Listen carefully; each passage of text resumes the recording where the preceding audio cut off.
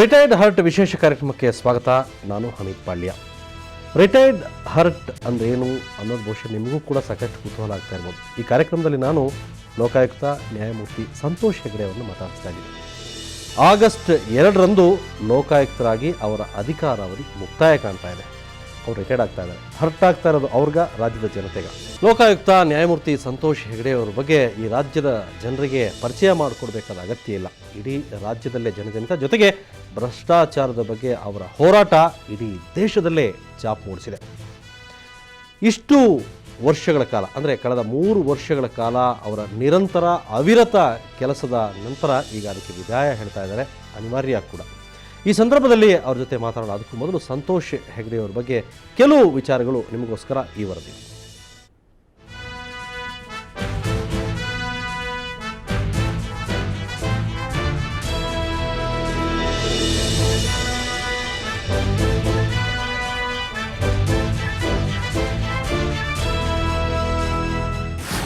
ಲೋಕಾಯುಕ್ತ ನ್ಯಾಯಮೂರ್ತಿ ಸಂತೋಷ್ ಹೆಗ್ಡೆ ಭ್ರಷ್ಟಾಚಾರದ ವಿರುದ್ಧ ಈ ರೀತಿಯಲ್ಲೂ ಹೋರಾಡಬಹುದು ಎಂದು ತೋರಿಸಿಕೊಟ್ಟ ವ್ಯಕ್ತಿ ಮತ್ತು ಶಕ್ತಿ. ಹುಟ್ಟಿದ್ದು ಉಡುಪಿಯ ನಿಟ್ಟೆಯಲ್ಲಿ.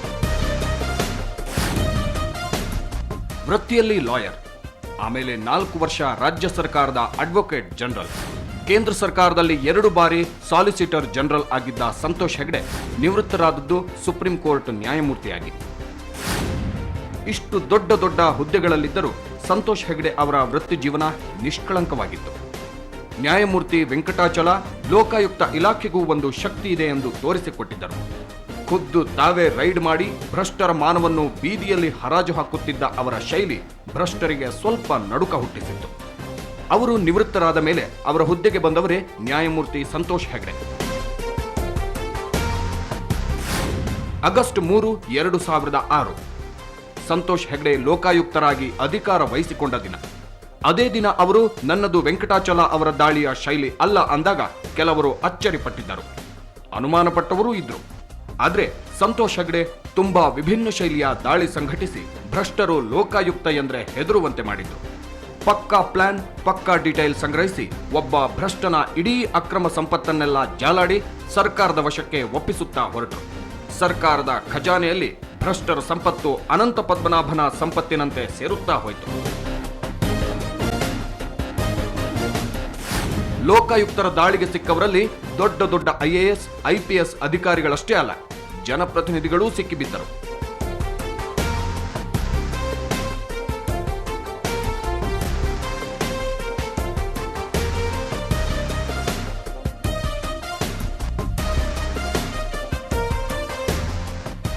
ಸಂತೋಷ್ ಹೆಗ್ಡೆ ತಮ್ಮ ಅಧಿಕಾರಾವಧಿಯಲ್ಲಿ IAS, IPS ಅಧಿಕಾರಿಗಳನ್ನು ಬಿಟ್ಟಿಲ್ಲ, ಕಾರ್ಪೊರೇಟರ್, MLA, ಮಿನಿಸ್ಟರ್ಗಳನ್ನು ಬಿಟ್ಟಿಲ್ಲ. ಅವರನ್ನು ಮುಟ್ಟಿ ನೋಡಬಹುದು ಅನ್ನೋ ಧೈರ್ಯವನ್ನು ಕೊಟ್ಟವರು ಸಂತೋಷ್ ಹೆಗ್ಡೆ. ಲೋಕಾಯುಕ್ತರ ಸಂಸ್ಥೆಯ ಶಕ್ತಿ ಏನು ಅನ್ನೋದನ್ನ ನಾವೀಗ ಒಮ್ಮೆ KGF MLA ವೈ ಸಂಪಂಗಿ, ಸಚಿವ ಕಟ್ಟಾ ಸುಬ್ರಹ್ಮಣ್ಯ ನಾಯ್ಡು ಅವರ ಪುತ್ರ ಕಾರ್ಪೊರೇಟರ್ ಜಗದೀಶ್ ನಾಯ್ಡು ಮೊದಲಾದವರನ್ನ ಕೇಳಿದ್ರೆ ಗೊತ್ತಾಗುತ್ತೆ.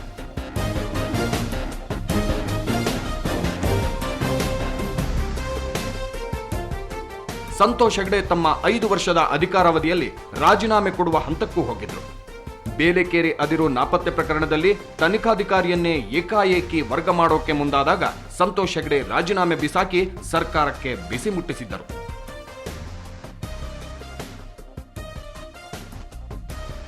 ಸಂತೋಷ್ ಹೆಗ್ಡೆ ಕೊನೆಗೂ ಶಾಂತರಾಗಿ ರಾಜೀನಾಮೆ ವಾಪಸ್ ತೆಗೆದುಕೊಂಡಿದ್ದು ಬೇಲೆಕೇರಿ ಅದಿರು ನಾಪತ್ತೆ ಪ್ರಕರಣ ತನಿಖೆಗೆ ಸರ್ಕಾರ ಒಪ್ಪಿಕೊಂಡಾಗ. ಸಂತೋಷ್ ಹೆಗ್ಡೆ ಸಮಾಧಾನ ಪಡಿಸಲು ಖುದ್ದು LK ಅಡ್ವಾಣಿ ಅವರೇ ಎಂಟ್ರಿ ಕೊಡಬೇಕಾಯಿತು. ಸಂತೋಷ್ ಹೆಗ್ಡೆ ಅವರ ಟೀಕಾಕಾರರಿಗೆ ಆಹಾರ ಅಂತ ಸಿಕ್ಕಿರುವುದು ಇದೊಂದೇ ವಿಷಯ. ಅಡ್ವಾಣಿ ಅವರು ಹೇಳಿದ್ದನ್ನ ಒಪ್ಪಿಕೊಳ್ತಾರೆ ಅಂದ್ರೆ ಇವರು ಬಿಜೆಪಿಯವರೇ ಇರಬೇಕು ಅಂತ ಟೀಕಿಸೋಕೆ ಶುರು ಮಾಡಿದ್ರು. ಸಂತೋಷ್ ಹೆಗ್ಡೆ ಆನೆಯಂತೆ ಗಂಭೀರ ಮೌನ ಧರಿಸಿದ್ರು. ಇನ್ನು ರಾಜ್ಯದ ಅಕ್ರಮ ಗಣಿಗಾರಿಕೆ ಕುರಿತು ತಯಾರಿಸಿರುವ ವರದಿಯನ್ನ ಸರ್ಕಾರದ ಕೈ ತಲುಪಿಸಬೇಕು, ಅವರು ವರದಿಯನ್ನೇ ಕೊಡೋದಿಲ್ಲ ಅನ್ನೋ ಟೀಕಾಕಾರರ ಬಾಯಿ ಮುಚ್ಚಿಸಬೇಕು. ಈ ಕೆಲಸದಲ್ಲಿ ಸಂತೋಷ್ ಹೆಗ್ಡೆ ಅವರೀಗ ಫುಲ್ ಬ್ಯುಸಿ. ಲೋಕಾಯುಕ್ತ ಸಂಸ್ಥೆ ಬಲಗೊಳ್ಳಬೇಕು ಎನ್ನುವ ಸಂತೋಷ್ ಹೆಗ್ಡೆ ಅವರ ಯಾವ ಬೇಡಿಕೆಗೂ ಸರ್ಕಾರ ಅಡ್ಡಗೋಡೆಯ ಮೇಲೆ ದೀಪ ಇಟ್ಟು ಕೈ ಎತ್ತಿದೆ. ಲೋಕಾಯುಕ್ತರು ಈಗ ಜನಲೋಕಪಾಲ್ ಮಸೂದೆ ಜಾರಿಗೆ ಹೋರಾಡುವ ಸಮಿತಿಯಲ್ಲಿದ್ದಾರೆ. ಅದಕ್ಕೂ ಟೀಕೆಗಳಿವೆ. ಆದ್ರೇನು, ಭ್ರಷ್ಟರ ವಿರುದ್ಧ ಹೋರಾಟಕ್ಕೆ ಕಮಿಟ್ ಆಗಿರುವ ಸಂತೋಷ್ ಹೆಗಡೆ ಹೋರಾಟ ಕೈಬಿಡೋಕೆ ರೆಡಿಯಿಲ್ಲ.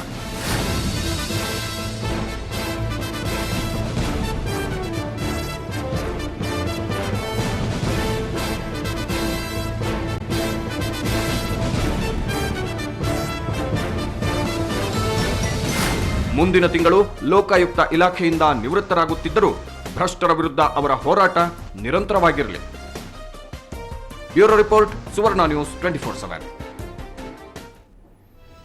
ಇದಿಷ್ಟು ಲೋಕಾಯುಕ್ತ ನ್ಯಾಯಮೂರ್ತಿ ಸಂತೋಷ್ ಹೆಗಡೆ ಅವರ ಬಗ್ಗೆ ಒಂದು ಕಿರುಪರಿಚಯ. ಮತ್ತೊಮ್ಮೆ ಮೆಲುಕು ಹಾಕಿದ್ದು ನ್ಯಾಯಮೂರ್ತಿ ಸಂತೋಷ್ ಹೆಗಡೆ ಅವರು ಹೇಗೆ ಅವರ ವೃತ್ತಿ ಜೀವನವನ್ನು ಆರಂಭಿಸಿದರು, ಎಲ್ಲೆಲ್ಲಿ ಉನ್ನತ ಹುದ್ದೆಗಳನ್ನು ಅಲಂಕರಿಸಿದರು, ನಂತರ ಕರ್ನಾಟಕಕ್ಕೆ ಲೋಕಾಯುಕ್ತರಾಗಿ 2006ಕ್ಕೆ ಬಂದರು. 5 ವರ್ಷಗಳನ್ನು ಈಗ ಪೂರೈಸಿದ್ದಾರೆ. ಸೊ ಈಗ ತಮ್ಮ ಹುದ್ದೆಯಿಂದ ನಿರ್ಗಮಿಸಬೇಕಾದ ಕಾಲ ಸನ್ನಿಹಿತವಾಗಿದೆ. ನ್ಯಾಯಮೂರ್ತಿ ಸಂತೋಷ್ ಹೆಗಡೆ ನಮ್ಮ ಜೊತೆ ಇದ್ದಾರೆ. ಇವತ್ತು ಸುವರ್ಣ ಸ್ಟುಡಿಯೋದಲ್ಲಿ ಅವ್ರ ಜೊತೆ ಮಾತಾಡೋಣ. ಸಂತೋಷ್ ಹೆಗಡೆ ನಮ್ಮ ಸ್ಟುಡಿಯೋಕ್ಕೆ ಸ್ವಾಗತ. ನಾವು ರಿಟೈರ್ಡ್ ಹರ್ಟ್ ಅಂತ ಹೇಳ್ತಾ ಇದ್ದೀವಿ, ಹಾಗೆ ಅನ್ನಿಸ್ತಾ ಇದೆ ನಿಮಗೆ?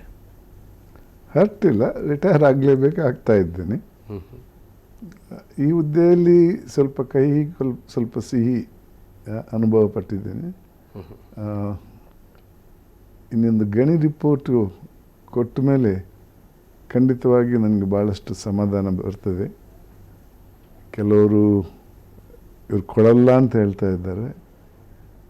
ಅವ್ರು ಹೇಳಿದ್ದು ತಪ್ಪಂತ ಪ್ರೂವ್ ಮಾಡಬೇಕಾಗ್ತದೆ. ಸದ್ಯದಲ್ಲಿ ಕೊಡ್ತೀನಿ. 5 ವರ್ಷ ಒಂದು ಸಲ ಹಿಂದೆ ನೋಡಿದರೆ ಸಂತೋಷ್ ಹೆಗಡೆ ಅವರಿಗೆ ಏನನ್ಸುತ್ತೆ? 5 ವರ್ಷಗಳ ಕಾಲ ಕಷ್ಟ ಅನ್ನಿಸ್ತಾ, ಅಥವಾ ಈ 5 ವರ್ಷ ಕಳೆದಿದ್ದೇ ಗೊತ್ತಾಗಲಿಲ್ಲ ಅಂತ ಅನ್ನಿಸ್ತಾ? ಕಳೆದಿದ್ದೇ ಗೊತ್ತಾಗಿಲ್ಲ. ಕಷ್ಟ ಅಂತ ಅನ್ನಿಸ್ತಾ ಇಲ್ಲ ಯಾವತ್ತು? ಕಷ್ಟ ಅನುಭವಿಸಿದ್ದೇನೆ, ಆದರೆ ಮರುದಿವಸವೇ ಆ ಅನುಭವವನ್ನು ಮರೆತಿದ್ದೇನೆ. ನನ್ನ ಕುರ್ಚಿಯ ಕರ್ತವ್ಯವೇನು, ನನ್ನ ಅಧಿಕಾರದ ವ್ಯಾಪ್ತಿಯೇನು, ಅದನ್ನು ನೋಡಿಕೊಂಡು ನಾನು ಕೆಲಸ ಮಾಡ್ತಾಯಿದ್ದೇನೆ. ಅದರಲ್ಲಿ ಕಷ್ಟ ಅನುಭವಿಸೋಕ್ಕೂ ಸಂದರ್ಭಗಳಿವೆ, ತೃಪ್ತಿ ಅನುಭವಿಸೋಕ್ಕೂ ಸಂದರ್ಭಗಳಿವೆ. ಎರಡನ್ನೂ ಅನುಭವಿಸಿದ್ದೇನೆ. ಜೊತೆಗೆ ಸಂತೋಷ್ ಹೆಗಡೆ ಅವರ ಈ ರಾಜ್ಯದಲ್ಲಿ ಲೋಕಾಯುಕ್ತಕ್ಕೊಂದು ಪವರ್ ಇದೆ ಅಂತ ತೋರಿಸ್ಕೊಟ್ಟಿದ್ದು ವೆಂಕಟಾಚಲ ಅವರು. ಅನಂತರ ಸಂತೋಷ್ ಹೆಗಡೆ ಅವರು ತಮ್ಮದೇ ಆದ ಶೈಲಿಯಲ್ಲಿ ಅಬ್ಬರಕ್ಕೆ ಹೋಗದೆ ಈ ರಾಜ್ಯದಲ್ಲಿ ಲೋಕಾಯುಕ್ತ ಅಂದರೆ ಸಾಮಾನ್ಯ ಜನರಿಗೆ ನನಗಿನ್ನೆಲ್ಲೂ ಸಾಧ್ಯ ಇಲ್ಲ, ಎಲ್ಲೂ ನನಗೆ ನ್ಯಾಯ ಸಿಕ್ಕಲ್ಲ ಅಂದಾಗ ಅವ್ರ ಮನಸ್ಸಲ್ಲಿ ಮೂಡ್ತಾ ಇದ್ದಿದ್ದೆ ಲೋಕಾಯುಕ್ತ. ಕೊನೆಗೆ ಜನ ಎಲ್ಲವನ್ನೂ ಮರ್ತರು. ಕಾರ್ಯಾಂಗ, ಶಾಸಕಾಂಗ, ನ್ಯಾಯಾಂಗ ಎಲ್ಲ ಬಿಟ್ಟು ಲೋಕಾಯುಕ್ತದ ಹತ್ರನೇ ಬರೋದಕ್ಕೆ ಆರಂಭ ಮಾಡಿದರು. ಅದು ವೆರೈಟಿ ಆಫ್ ರೀಸನ್ಸ್. ಅವರ ಆಸ್ತಿ ವಿಚಾರನೂ, ಆರೋಗ್ಯ ಸಮಸ್ಯೆ, ವೈಯಕ್ತಿಕ ವಿಚಾರ, ಆಫೀಸ್ಗಳಲ್ಲಿ ಆಗ್ತಾ ಇದ್ದೋ ಭ್ರಷ್ಟಾಚಾರದ ವಿಚಾರ, ಹೀಗೆ ಅನೇಕ ವಿಚಾರಗಳಿಗೆ ತಮ್ಮ ಬಳಿ ಬರ್ತಾಯಿದ್ರು. ಸಂತೋಷ್ ಹೆಗಡೆ ಏನೋ ಅಭಯ ಕೊಟ್ಟರೆ ಅವರೇನೋ ಸಂತೋಷದಿಂದ ಹಿಂದಿರುಗ್ತಾ ಇದ್ರು. ಸೊ ಸಂತೋಷ್ ಹೆಗಡೆ ಅವರು ಇಲ್ಲ ಅಂತ ಅನ್ನಿಸ್ದಾಗ ಆ ಜಾಗದಲ್ಲಿ ಜನರಿಗೆ ಒಂದು ರೀತಿ ಊಹಿಸ್ಕೊಳ್ಳೋ ಸ್ವಲ್ಪ ಕಷ್ಟ ಆಗುತ್ತೆ. ಅಂಥವ್ರಿಗೆ ಏನು ಹೇಳ್ತೀರಿ? ಕರ್ನಾಟಕದ 6.5 ಕೋಟಿ ಜನರಲ್ಲಿ ಬೇಕಾದಷ್ಟು ಜನ ಇದ್ದಾರೆ ಈ ಹುದ್ದೆಗೆ ಸರಿಯಾದವರು. ಈ ಹುದ್ದೆಯ ಕೆಲಸವನ್ನು ಸರಿಯಾಗಿ ನಿಭಾಯಿಸೋರು ಇದ್ದಾರೆ. ಅದರಿಂದಾಗಿ ನಾನು ಸಂತೋಷ್ ಹೆಗಡೆಯವರು ಹೋದ ಮೇಲೆ ಲೋಕಾಯುಕ್ತ ಸಂಸ್ಥೆ ಮುಂದುವರಿಯುವುದಿಲ್ಲ ಅನ್ನುವ ಒಂದು ಯೋಚನೆ ಇಟ್ಕೊಂಡಿಲ್ಲ. ಖಂಡಿತವಾಗಿ ಒಳ್ಳೆಯವರು ಬೇಕಾದಷ್ಟು ಜನ ಇದ್ದಾರೆ, ಬಂದೇ ಬರ್ತಾರೆ. ಮತ್ತು ಇನ್ನೊಂದು ಏನಂದರೆ, ಇಷ್ಟು ವರ್ಷದಿಂದ ಲೋಕಾಯುಕ್ತದ ಕೆಲಸವನ್ನು ನೋಡ್ತಾ ಇದ್ದಾರೆ ಜನರು. ಲೋಕಾಯುಕ್ತದಿಂದ ಎಕ್ಸ್ಪೆಕ್ಟೇಷನ್ ಭಾಳ ಇವೆ ಜನರಲ್ಲಿ. ಇನ್ನೊಂದು, ಈ ಅಶೋಕ ಸ್ತಂಭದ ರೀತಿಯಲ್ಲಿ ಅದರಲ್ಲಿ 3 ಸಿಂಹ ಮಾತ್ರ ಕಾಣಿಸ್ತಾ ಇದೆ, ಒಂದು ಕಾಣಿಸೋದೇ ಇಲ್ಲ. ಹೌದು. ಒಂದು ಕಡೆ ಸಂತೋಷ್ ಹೆಗಡೆ, ಇನ್ನೊಂದು ಕಡೆ ಅರ್ಥ, ಮತ್ತೊಂದು ಕಡೆ ಮಧುಕರ್ ಶೆಟ್ಟಿ, ಇನ್ನೊಂದು ಕಡೆ ಕತ್ಲೆ ಇತ್ತು. ಈಗ ಎಲ್ಲ ಕಡೆ ಕತ್ಲೆ ಅನ್ನಿಸ್ತಾ ಇದೆ. ಮಧುಕರ್ ಶೆಟ್ಟಿ ಲಾಂಗ್ ಲೀವಲ್ಲಿ ಹೋಗ್ತಾ ಇದ್ದಾರೆ, ತಾವು ನಿವೃತ್ತಿ ಆಗ್ತಾ ಇದ್ದೀರಿ. ದತ್ತ ಟ್ರಾನ್ಸ್ಫರ್ ಆಗಿ ಬೇರೆ ಕಡೆ ಹೋಗಿದ್ದಾರೆ. ಹೊಸ 3 ಮುಖಗಳು ಬರ್ತವೆ ಖಂಡಿತ. 3 ಮುಖಗಳು ಬರುತ್ತೆ. ನಾನು ಆಗಲೇ ಸಿಂಹ ಅಂದೆ. ಸಿಂಹನ ಹಾಗೆ ಬರ್ಬೋದು, ಆನೆ ಆಗಿ ಬರ್ಬೋದು. ಈ 5 ವರ್ಷದ ಕಾಲಾವಧಿಯಲ್ಲಿ ಸಂತೋಷ್ ಹೆಗಡೆ ಅವರೇ, ನಿಮಗೆ ನೀವೇ ಮಾರ್ಕ್ಸ್ ಕೊಟ್ಕೊಳ್ಳೋದಾದರೆ 10ಕ್ಕೆ ಎಷ್ಟು ಕೊಟ್ಕೋತೀರಿ? 8 ಕೊಡ್ತೇನೆ. 10ಕ್ಕೆ 8 ಮಾರ್ಕ್ಸ್ ಕೊಡ್ತೀರಿ ಅಂದರೆ good, not excellent. Not excellent, good. So ತೃಪ್ತಿ ಇದೆ ನಿಮಗೆ? ನಾವು 5 ವರ್ಷ ಖಂಡಿತ. ರೈಟ್. ಭಾಳಷ್ಟು ಕೆಲಸಗಳಾಗಿವೆ. ಬರೀ ಭ್ರಷ್ಟಾಚಾರದ ವಿಚಾರದಲ್ಲಿ ಮಾತ್ರ ಅಲ್ಲ, ಸರ್ಕಾರದ ದುರಾಡಳಿತೆಯಿಂದ ನೊಂದಂಥ ವ್ಯಕ್ತಿಗಳಿಗೆ ಸಹಾಯ ಮಾಡಿದ್ದೀವಿ. ಈ ಸಂಸ್ಥೆಯಲ್ಲಿ ಭಾಳಷ್ಟು ಜನರಿಗೆ ಮಾಡಿದ್ದೀವಿ. ನಾನೇ ಲೆಕ್ಕ ಹಾಕೋದಾದರೆ ಲೋಕಾಯುಕ್ತ ಸಂಸ್ಥೆಯಲ್ಲಿ ಭ್ರಷ್ಟಾಚಾರದ ವಿರುದ್ಧ ಆದಂಥ ಕಾರ್ಯಗಳು ಬರೀ 10% ಮಾತ್ರ. ಆದರೆ ಅದಕ್ಕೆ ಪ್ರಚಾರ ಭಾಳ ಜಾಸ್ತಿ ಸಿಕ್ಕಿದೆ. ನೂರಾರು ಜನರಿಗೆ, ಸಾವಿರಾರು ಜನರೇ ಹೇಳ್ಬೋದು, ಅವರ ಕಷ್ಟ ನಿವಾರಣೆ ಮಾಡುವಂಥ ಒಂದು ಸಂದರ್ಭಗಳು ನಮಗೆ ಒದಗಿದೆ. ಅದನ್ನು ಕಷ್ಟಗಳನ್ನು ನಿವಾರಿಸಿದ್ದೇವೆ. ಹೌದು, ಅಷ್ಟೇ ಜನರದ್ದು ಆಗಲಿಲ್ಲ ನಮ್ಮ ಕೈಯಲ್ಲಿ, ಯಾಕಂದರೆ ನಮ್ಮದು ಅಧಿಕಾರ ವ್ಯಾಪ್ತಿ ಅಲ್ಲಿವರೆಗೆ ಇರಲಿಲ್ಲ. ಸಂತೋಷ್ ಹೆಗಡೆ ಅವರ 5 ವರ್ಷದ ಅಧಿಕಾರ ಅವಧಿಯಲ್ಲಿ ಅತ್ಯಂತ ಸಂತೋಷ ಕೊಟ್ಟಿದ್ದು, ಅತ್ಯಂತ ಬೇಸರ ತಂದಿದ್ದು ಒಂದೊಂದು ಉದಾಹರಣೆ ಕೊಡ್ಬೋದಾ? ಅತ್ಯಂತ ಸಂತೋಷ, ಖುಷಿ ಆದದ್ದು ಬಾಗಲಕೋಟೆಯ ಅಂದು 8 ತಿಂಗಳ ಮಗುವಿಗೆ ಒಂದು ಸಮಾಜದಲ್ಲಿ ಉಳಿಯುವಂಥ ಎಡೆ ಮಾಡಿಕೊಟ್ಟದ್ದು. ಅದು ಅತೀ ಸಂತೋಷದ ವಿಚಾರ. ಆ ಮಗುವಿಗೆ ಜಠರ ಸರಿಯಾಗಿ ಬೆಳೆದಿರಲಿಲ್ಲ. ಅದರಿಂದ ಅದು ಊಟ ಮಾಡೋದು ಬಾಯಲ್ಲಿ, ಹೊರಗೆ ತರೋದು ಬಾಯಲ್ಲಿ. ಅಂಥ ಒಂದು ಮಗುವಿನ ಆರೋಗ್ಯವನ್ನು ಸರಿಪಡಿಸುವಂಥ ಶಕ್ತಿ ಒಬ್ಬ ಡಾಕ್ಟ್ರಲ್ಲಿ ಇದ್ದರೂ ಕೂಡ ಹುಬ್ಬಳ್ಳಿಯಲ್ಲಿ ಮೆಡಿಕಲ್ ಕಾಲೇಜ್ ಆಸ್ಪತ್ರೆಯಲ್ಲಿ ಅವರು ದುಡ್ಡಿನ ಆಶೆಯಿಂದ ಲಂಚ ಕೇಳಿ ಇವರಿಂದ ಕೊಡದೆ ಆಗದ ಸಂದರ್ಭದಲ್ಲಿ ಆ ಮಗುನ ನನ್ನ ಆಫೀಸಿಗೆ ತಂದರು. ಅವಾಗ ಹೀಗೆ ನಾನು ಯೋಚನೆ ಮಾಡಿದ್ದೆ, ನನಗೂ ಕಳಿಸ್ಬೋದಿತ್ತು ಈ ಪ್ರಾಬ್ಲಮನ್ನು ಸಾಲ್ವ್ ಮಾಡೋಕ್ಕೆ, ವಿಕ್ಟೋರಿಯಾ ಬೋರಿಂಗಿಗೆ ಕಳಿಸ್ಬೋದು. ಆದರೆ ಈ ಮಗುವಿಗೊಂದು ಭವಿಷ್ಯ ಕೊಡಬೇಕನ್ನೋ ಒಂದೇ ಒಂದು ಕಾರಣಕ್ಕೆ ನಾನು ನಮ್ಮ ಅಧಿಕಾರಿಗಳನ್ನು ಬೇರೆ ಬೇರೆ ಖಾಸಗಿ ಸೂಪರ್ ಸ್ಪೆಷಾಲಿಟಿ ಆಸ್ಪತ್ರೆಗೆ ಕಳಿಸಿ ಅವರನ್ನು ಬೇಡ್ಕೊಂಡೆ. ಅವ್ರಿಗೆ ಕಳಿಸಿದ ಸಂದೇಶ ಏನಂದರೆ, ಲೋಕಾಯುಕ್ತರು ಈ ಮಗುವಿಗೊಂದು ಭವಿಷ್ಯ ಕೊಡಿ ಅಂತ ನಿಮ್ಮನ್ನು ಬೇಡ್ಕೊಳ್ತಾ ಇದ್ದಾರೆ, ನಮ್ಮ ಹತ್ರ ಹಣ ಕೊಡೋಕ್ಕೆ ಹಣ ಇಲ್ಲ ಅಂತ. ಭಾಳಷ್ಟು ಆಸ್ಪತ್ರೆಗಳು ಒಪ್ಕೊಂಡು ಕೊನೆಗೆ ಮಣಿಪಾಲ್ ಆಸ್ಪತ್ರೆ ಹಳೆ ಏರ್ಪೋರ್ಟ್ ರೋಡಲ್ಲಿದ್ದವರು ಮರುದಿವಸವೇ ಆಪರೇಷನ್ ಮಾಡಿದರು. ಮಗು ಇವತ್ತಿನ ದಿವಸ ನನ್ನಂಗೆ ನಿಮ್ಮಂಗೆ ಒಂದು ಸಾಧಾರಣ ವ್ಯಕ್ತಿಯಾಗಿದೆ. ಖಂಡಿತವಾಗಿಯೂ ಒಂದು ಸಮಾಜದಲ್ಲಿ ಅದಕ್ಕೆ ಒಂದು ಭವಿಷ್ಯ ಇದೆ. ನಿಮ್ಮ ಸರ್ವಿಸಲ್ಲಿ ನಿಮಗೆ ಖುಷಿ ಕೊಟ್ಟ ವಿಚಾರ ಅದು? ಅದು ದೊಡ್ಡ ವಿಷಯ. ಅತ್ಯಂತ ಬೇಸರದ ಸಮಯ ಅದು? ಅತ್ಯಂತ ಬೇಸರದ ಸಮಯ, ಕೆಲವು ಸಲ ನಾವು ಅಧಿಕಾರಿಗಳನ್ನು ಹಿಡಿದು ಮುಂದಕ್ಕೆ ಅವರನ್ನು ಕೋರ್ಟ್ ಮೆಟ್ಲು ಹತ್ಸೋಕ್ಕೆ ಆಗದಾಗ. ಏನಾದರೂ ಉದಾಹರಣೆ ಕೊಡ್ಬೋದಾ? ಯಾಕಪ್ಪ ಬೇಕಿತ್ತು ನನಗೆ, ನಾನು ಲೋಕಾಯುಕ್ತ ನನ್ನ ಕೈಲಿ ಏನು ಮಾಡೋಕ್ಕೆ ಆಗ್ತಾ ಇಲ್ವಲ್ಲ ಅನ್ನೋ ಒಂದು ರೀತಿ ಹತಾಶೆಯಾಗಿ ಬೇಸರ ಆಗಿದ್ದು ನಿಮಗೆ? ಅದಾದದ್ದು ನಾನು ರಾಜೀನಾಮೆ ಕೊಟ್ಟಿದ್ದೆ ಸರ್. ಈ ರಾಜೀನಾಮೆ ಕೊಡುವ ವಿಚಾರದಲ್ಲಿ ನಾನು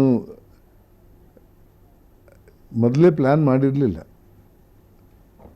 ಬೆಳಿಕೆರೆ ಪೋರ್ಟಲ್ಲಿ ನಾವು ನಮ್ಮ ಪೊಲೀಸರು ಮತ್ತು ಇತರ ಅಧಿಕಾರಿಗಳು ದಾಳಿ ಮಾಡಿ ಸುಮಾರು 8.5 ಲಕ್ಷ ಮೆಟ್ರಿಕ್ ಟನ್ನಿನ ಅದರನ್ನು ಅವರು ಹಿಡಿದಿದ್ದರು. ಅದರ ಜವಾಬ್ದಾರಿಯನ್ನು ಬೆಳಿಕೆರೆ ಪೋರ್ಟ್ ಆಫೀಸರಿಗೆ ಕೊಟ್ಟಿದ್ದರು.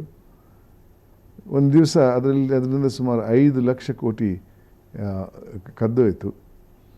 ಅದನ್ನು ವಿಚಾರಣೆ ಮಾಡ್ತಾ ಇರುವಾಗ ಮಂತ್ರಿಗಳೊಬ್ಬರು ಈ ಅದನ್ನು ಕಳವಾದದನ್ನು ಹಿಡಿದಂಥ ಅಧಿಕಾರಿ ಅದರಲ್ಲಿ ಶಾಮೀಲಾಗಿದ್ದಾನೆ ಅನ್ನೋ ಒಂದು ದೂರು ಕೊಟ್ಟು ಅವನನ್ನು ಸಸ್ಪೆನ್ಷನ್ನಲ್ಲಿ ಇಡೋಕ್ಕೆ ಪ್ರಯತ್ನ ಪಟ್ಟರು. ಆವಾಗ ನನಗೆ ಭಾಳ ಬೇಜಾರಾಯಿತು. ನಿಷ್ಠಾವಂತನೇ ಇರಲಿ ಇಲ್ಲದೇ ಇರಲಿ, ಅವನು ಒಂದು ಒಳ್ಳೆಯ ಕೆಲಸ ಮಾಡಿದ್ದಾನೆ, ನಾವು ಮಾಡಬೇಕಾದ ಕೆಲಸ ಆತ ಮಾಡಿದ್ದ. ಇವಾಗ ಅಂಥ ಒಂದು ವ್ಯಕ್ತಿಯನ್ನು ಅಮಾನತ್ತಲ್ಲಿ ಇಡುವುದಾದರೆ ಮತ್ತೆ ನಾನು ಈ ಹುದ್ದೆಯಲ್ಲಿದ್ದೇನೆ ಪ್ರಯೋಜನ ಅನ್ನೋ ಕಾರಣಕ್ಕೆ ಅತಿ ಬೇಸರದಿಂದ ನಾನು ರಾಜೀನಾಮೆ ಕೊಟ್ಟೆ. ಓಕೆ ಹೆಗಡೆ ಅವರೇ, ನಿಮ್ಮ ಜೊತೆ ಇನ್ನಷ್ಟು ಮಾತಾಡ್ತೀನಿ. ಸಂತೋಷ್ ಹೆಗಡೆ ಅವರೇ, ಅನೇಕ ವಿಚಾರಗಳು, ರಾಜ್ಯದ ಜನ ಕೂಡ ನಿಮ್ಮ ಜೊತೆ ಮಾತಾಡ್ತಾರೆ. ಅದಕ್ಕೆ ಮೊದಲೊಂದು ಚಿಕ್ಕ ಬ್ರೇಕ್.